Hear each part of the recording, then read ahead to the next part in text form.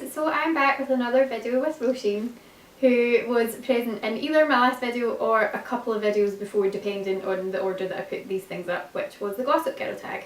So sticking with tag videos and sort of TV I'm going film. to try not to be as angry in this time. Yeah, she was raging towards the end of the Gossip Girl tag. That's what Serena. I promise I'm not an angry person. She's not. If you go and check out her channel, which I'm sure you probably already have, then she's not generally an angry version. It was just, this is what Serena Vanderwoodson brings out in us apparently. It's rage. But this time we're going to do the movies tag. I don't know who started it, but we have got the questions from Sammy from Beauty Crushes video. So I think we'll just get started because there are loads of questions on this one, and yeah, we need to this is going to be a rambly one. We need to try and keep get a cup of tea. Yeah, I was going to say probably wise. The first question is just, this is impossible. The first question is favourite movie of all time. Do you want to start us off with that? I've had to think about it. I looked at these questions last night because I was screenshotting them to send to Lynsey. I think it might be Gone with the Wind, but then it's not my most watched film because it's so long. So I also really love, at the other end of the scale, The Santa Claus with Tim Allen. Oh, that's a major contender for my favourite film. Honestly, It's a Wonderful Life. And do you know what? I'm not even going to take tangent. Who made this tag and why do they think this was the appropriate question? I mean, your favourite film varies from, like, one of my favourite films is Anastasia. I love Anastasia, but if you're asking me for like a highbrow, complicated film, Anastasia's it's a cartoon. I think as well, it completely depends on your mood. Like there's some days I'd be like, oh, Bridget Jones is my favourite film, and then there's other days like you know, I'm like, oh, I really love the Helena Bonham Carter version of 12th Night, which I've never actually said is my favourite film. But I was going to say I've never heard you mention that one. But I think it depends entirely what you're in the mood for. Definitely. Like, I think Neverland, that might be a contender too. And I think of late, I just love Silver Linings Playbook. I've never seen it. I really need to I'll see lend it because it is fantastic, and it is one of these films that I think I could just about watch at any point in any sort of mood, and so it would definitely be a contender, but I can't, it's impossible. First Wives Club as well. I really love First Wives Club. It's on Netflix now. I haven't watched it, but I was thinking about it the other night. But yeah, there we go. Yeah. Impossible to answer. Favourite scene from that movie? We didn't look at the questions. We haven't prepared. Oh, I've got another one actually. I love the ending of It's a Wonderful Life. I know that's a really cliche choice, but yeah, no, when he goes home and that's a good choice. I just realised one that I didn't mention before is that I really love Serendipity. The middle of it's slightly infuriating. But the scene, and I won't say exactly what happens in case anyone who's watching this hasn't seen it. And if you haven't, please watch it. It's on Netflix as well. Also, it is so good. The scene in the park on the ice towards the end. Do you know my favourite movie scene of all time? And I don't think it's my favourite film, but Miracle on 34th Street. Oh, I haven't seen that in a really long time. He talks to the girl who he uses sign language, and obviously like she's not expecting like the department store Santa Claus to know that makes me cry every time I watch it. I just think it is. Favourite actors / actresses? Maggie Smith. Yeah. Maggie Smith. She's great. Again, I find that really difficult because again it depends on the type of film that you're watching, because if you're watching a serious film, I often find this sounds like I've come up with this myself. I'm not that wonderful, but there's people like, it's actors that you know as comic actors, seeing them in a serious film can really surprise you how brilliantly they handle like dramatic roles. I find the other way around slightly more. It doesn't often work quite as well. What's the one? And it's Eternal Sunshine in the Spotless Mind. Jim Carrey, and that is like fantastic. Wow. There's an Adam Sandler film, Reign Over Me it's called, and it's him and Don Cheadle, I think, I can't remember. Honestly, like, he will break your heart, and he is not, like, I think because Adam Sandler, especially recently, a lot of them have been those kind of daft adults acting like kids. Do you know, I really enjoyed that Blended film. Oh, I've not seen it. Really good. I wanted to see that because I love Drew Barrymore. That was the person I was going to love Drew Barrymore too. I really like Drew Barrymore. And when I was when I was younger, and I think it was purely because there were a lot of films of hers that I really liked, I loved Reese Witherspoon, and I think it was just because there were so many of her films that at that age I just really liked. I also love, at the moment, I love Emma Stone and I love Jennifer Lawrence, but I think that has a lot more to do with their personality than it has to do with them as an actor. Do you know, this will sound really cliched because I quite fancy him, but Daniel Radcliffe is actually an incredible actor. I saw him in The Cripple of Inish Man on stage a couple of months ago. It was last August, a year ago. He was really outstanding in the role. Oh, right, this is a shame. Most annoying actor or actress? See, right, this kind of links to something we said in the Harry Potter tag. Okay. But I find Emma Watson very annoying as an actress. Do you? Not as a person. Yeah. Mm-hmm. I feel like actually if I knew her in real life, I feel like you're an okay person. But I did not approve of her portrayal of Hermione Granger at all. I was just like, you are not Hermione. I'm trying to think. Kristen Stewart, actually, she annoys me both on screen and off. And I think part of me feels bad for that because I do think that it's a shame that your personal life is such public property when you are a celebrity. However, her acting abilities distress me ever so slightly in that she does seem to only have one facial expression. And watching Twilight, which was a massive guilty pleasure of mine, she did really irritate me whenever she was on screen. I think it's a very, very valid offering. Yeah. There we go. I'll link actually in the description box. I shouldn't, that's a shame, but there's a channel on YouTube, I can't remember what the name of it is, but they've got an actress who does like Kristen Stewart tales about, and then there's like Thanksgiving and Christmas and St. Patrick's Day. It's good. I'll link it to you so you can see it. It's so funny. Favourite guilty pleasure film?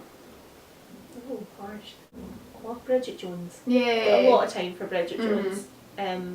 Yeah. It's not really a guilty pleasure because I actively tell everyone I love Bridget Jones, so I don't think. Well, see, that's what I was going to say because I'm trying to think if there's a film that I don't tell people that I watch, but I don't think that there actually is.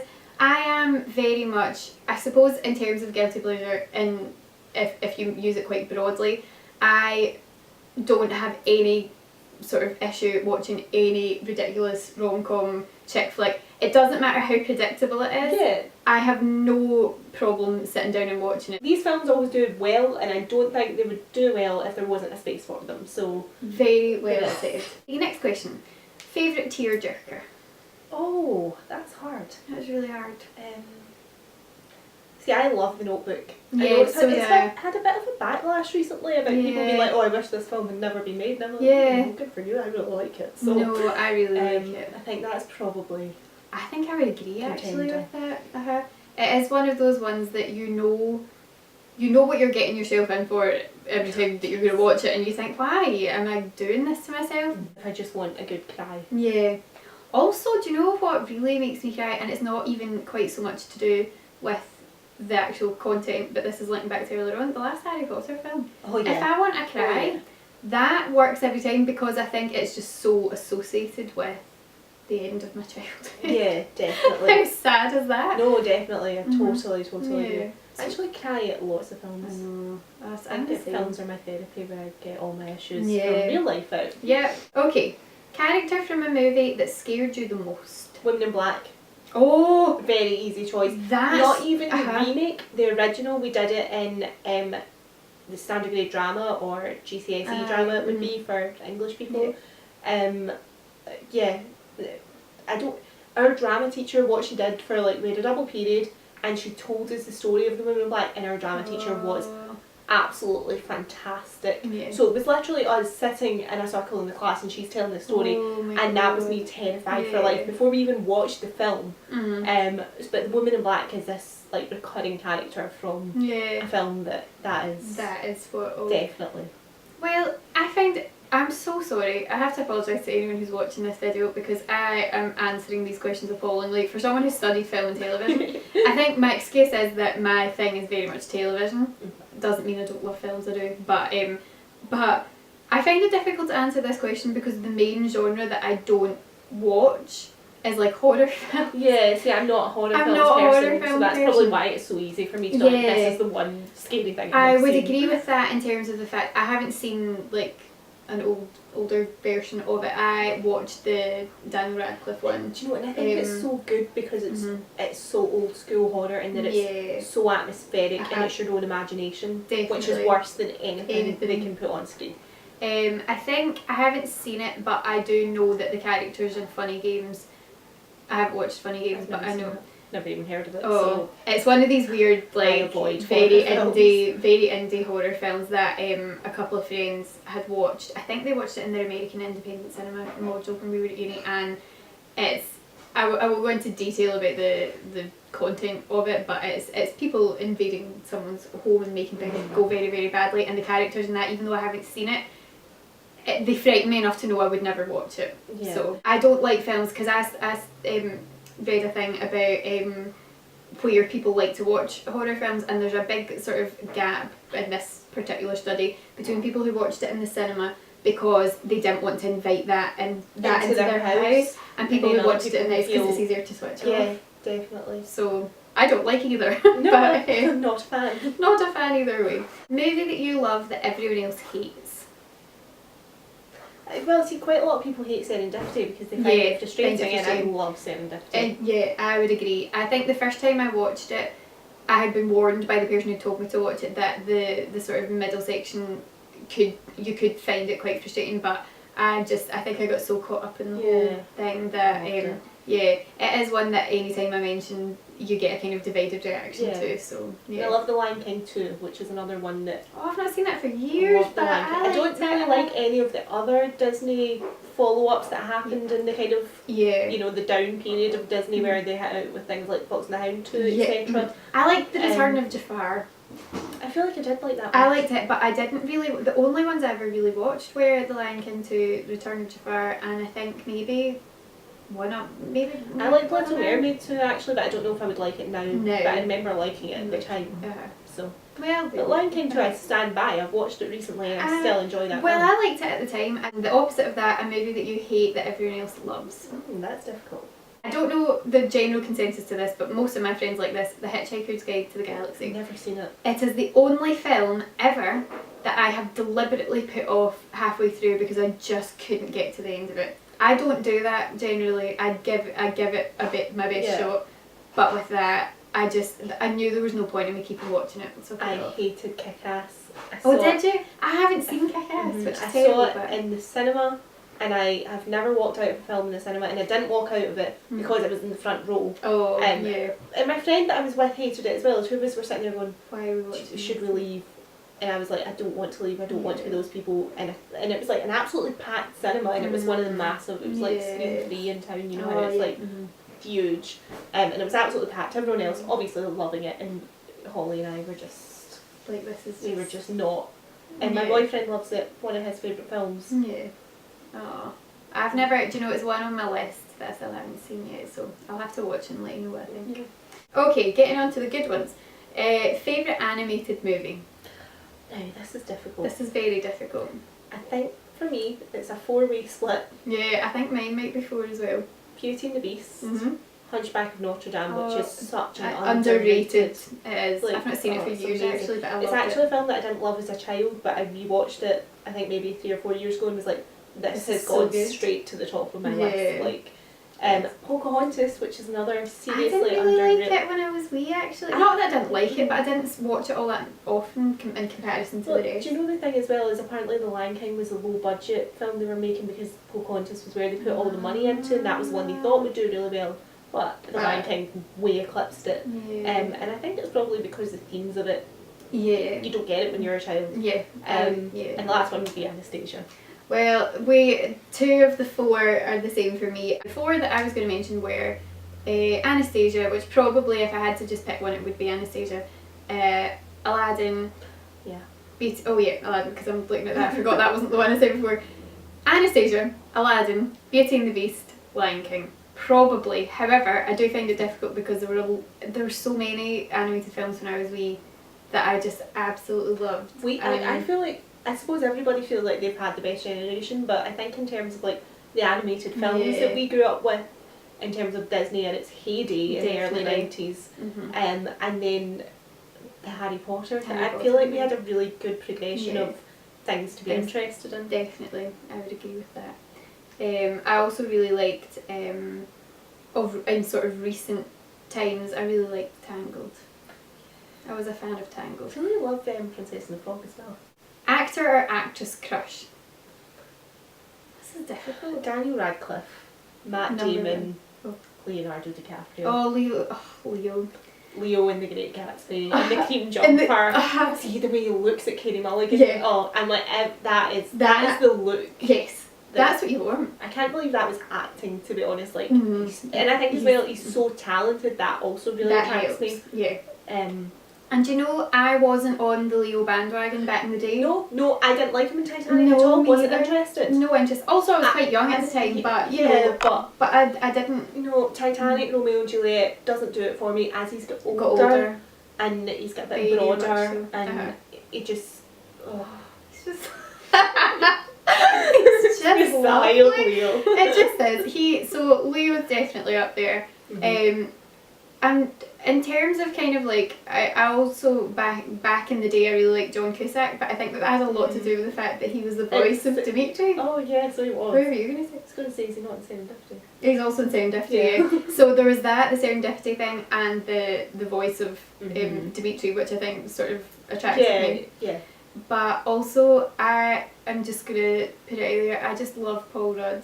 I think if I was to marry an actor, I would marry Paul Rudd. And he's not one of the ones that people go like, who's the most good looking actor? Who makes your heart swim, but it's like, who could you live with? Just like, happily forever. It's like, I feel like if I was a guy, I would fancy like, you know, like Scarlett Johansson, but I would want to marry Julie Walters. Yes. It's like that, like... Like, I feel that way about Ian Somerhalder. From, like, I just fancy him madly, but if I was to settle down, I don't know that I would necessarily put up with him in the long run. Whereas Paul Rudd, I could quite happily. Yeah, we've had a wonderful time together, but now it's time for you to move on. I'm going to marry Paul Rudd. Yeah. But yeah, I love Paul Rudd. He's very sweet. Okay, what movie surprised you the most? In terms of like surprised in terms of following the storyline, I'm going to go back to Charade, which I mentioned earlier, or Charade. Yeah. But in terms of surprised from the expectations of the film, I think actually probably The Great Gatsby. I really was expecting to really dislike it, and I can very much understand why people disliked it. Yeah. If you are attached to the book, but I think I said at the start, was it at the start of this? I can't remember. I'm quite good at separating them and taking them as just different entities, and for me actually I really enjoyed the film. Yeah, I loved the film, but then I didn't really have that sort of attachment because I hadn't read the book. See, I have read the book, but I don't love the book the way that, you know, I would never say it's my absolute favourite book of all time, whereas a lot of people would. I think a film that surprised me, and I mentioned this earlier on, but I don't think it was in this video, so it might be one on your channel, but it was the book tag one. Life of Pi really surprised me in how I responded to it, because the main reason that I wanted to see Life of Pi was because I thought it looked so beautiful. Like, the trailers just were so stunning, and visually I will put my hands up and say it is one of the most visually beautiful films I've ever seen in my life. But in terms of the storyline, the way it got me thinking and the way it made me feel, and I'm not saying anything because Roisin hasn't seen it, but if you have seen it, by the end you'll know what I mean about the end. I reacted very, very badly to it, and that really surprised me. So I think probably that was a film that surprised me in terms of it surprised me in terms of the story, but it also surprised me in the effect that it then kind of had on me. I've been told not to watch it thanks to the meerkat massacre scene. Oh yeah. Scott's like, don't say this. Yeah, that's There's a lot of things with that film but yeah. Anyway, that I would say maybe that one. If you could, this is terrible. If you could only keep one movie, keep it. I don't know what that means. If you could only keep one movie, what would it be? I assume that means only watch one for the rest of your life. Oh my God. Which kind of goes back to what's your favourite film, which we couldn't answer. I think I would say, just tied in with one that I mentioned earlier, because I think I could watch it under most circumstances, would be Silver Linings Playbook, because I enjoyed it so much. It makes me laugh, it makes me think. I like Jennifer Lawrence, I like Robert De Niro, I like most of the cast. I wasn't a Bradley Cooper fan actually until that film. So I would say that, but I would be very upset if someone forced that choice on me, I think. You know what's funny, because I feel like my most watched film is probably a toss-up between Sex and the City 2, not the first one, the second one, I watched that more for some reason, and Bridget Jones. Yeah. And I think they're the kinds of films that no matter what mood you're in, it's just light-hearted and funny, but it's also just Yeah. But I don't know, to be honest. I wouldn't really want to commit myself to never being able to see anything else, but I think probably my most watched, put them on, don't really need to think about it. Yeah. Probably one of those two. Yeah. Okay, make a movie recommendation and say who it's for. I'm going to recommend a film that I watched on the plane home from Australia, and it's on Netflix. And if you've not seen, I'm recommending it to you. Okay. But if you have already seen it, then this falls apart. But it's called Robot and Frank. No, but I really want to see it actually. Watch it. It's really yes. it's an interesting one, and it sort of surprised me as well. Actually, and going back to that last question, so I really enjoyed that. So I'm going to recommend Robot and Frank for Roisin. I don't know who I'm just going to recommend this for anyone who's not seen it, but Friends with Kids. Oh, I really like that film. And I feel like everyone should see that film. It's just everyone who's not seen it. But you know, this brings me back to another question actually, in terms of that I don't know why I didn't think of these before. Friends with Kids and what was it called? Thanks for Sharing. Oh. No, they're not by the same sort of people, but they are two films that Is this about the addiction? Yeah. Yes, you blogged about this. Yeah.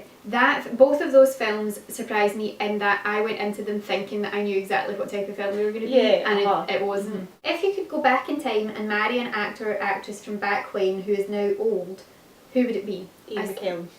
Really? I tweeted this the other day, so I knew the answer to this question. When he did Macbeth with Judi Dench, that's the picture that I've tweeted of him. He's absolute babe when he was younger. Which is very sad because he's gay, and he probably wouldn't have wanted to marry me at all. But if he was straight, I would have definitely married him. I don't know, that's really difficult. Do you know who actually was someone, and this is a shame because actually this person, it isn't out with the realms of possibility that I could marry this person, they just are, I would consider them too old for me. Dermot Mulroney, who was, do you remember in Friends when Rachel has had the baby and she's going back to work and there's the guy, Gavin, is his name Gavin? Whatever his name is, he's taking, okay, I'm trying to think of other things that he's in. He is in The Wedding Date with Deborah Mason, or whatever her name is, from Will and Grace, and he is in, I think you showed Roisin a picture of this I've person. seen these things, but it's not saying off anything. Zodiac with Mark Ruffalo and Jake Gyllenhaal. I like Mark Ruffalo though. I like Mark Ruffalo a lot. Right, Google this person to look at them. Yeah. He is, you'll recognise his face. I liked how you said this is not out with the realms of possibility that I'll marry this person. I was like, is this a Scottish actor? No, I don't mean in actual, I'm not genuinely, I'm not actually going to marry him, probably. Never know. Also I'm pretty sure he is married. See, he looks really unfortunate in all of these pictures. Oh, he looks marriable. He's married. He's not that old. He was born in 1963. So he doesn't really count, but I would marry him anyway if he's available, you know. Okay, favourite movie genre and favourite movie from that genre. I find this difficult. Me because too. Like my most watched is probably rom-coms, like Same. just being able to shove them on and not think about it, but they're not necessarily the films that excite me the most or that leave a lasting impression on me, but they're probably my most watched. Yeah, I would agree with that. I think also because I try to watch a really wide variety of genres other than blatant horror, gory horror. It's the main one that I'll really just say no to. But in terms of just what is my go-to, whatever sort of mood that I'm in, it would be a kind of rom-com type thing. And my most watched ones are definitely Bridget Jones and Sex and the City too. Yeah. Of late, I've watched The Proposal quite a few times lately just because I really enjoy it, but I also really love The Holiday. The Holiday. I love The Holiday, and I think even though it is that sort of Christmassy sort of setting, I just think that the characters in that, I really like all of the characters, and I really like particularly Kate Winslet's storyline. I love Kate Winslet. She's one of my favourites. Same. Last question. What is the first movie that you remember watching in theatres? My first movie was Aladdin, but I don't remember it. The first one I remember watching was Pocahontas. I am ashamed to say that I can't actually remember what the first film that I saw when I was a child was. But I do remember going to see Anastasia. Maybe this is why Anastasia's had such a lasting impression. My camera's running out of battery. So we're going to leave it there. But thank you very much for watching, guys. And I will be back with another video soon and another one at some point in the near future with this one if we haven't already filmed it. See you later, guys. Bye. Okay, one remake. Or okay, I make tangent. But so bad I've never forgotten the name of it. The one I've got really itchy. I'm just going to stop for a minute to just sort myself out. It's probably like pure talking faster. Wrap it up, guys.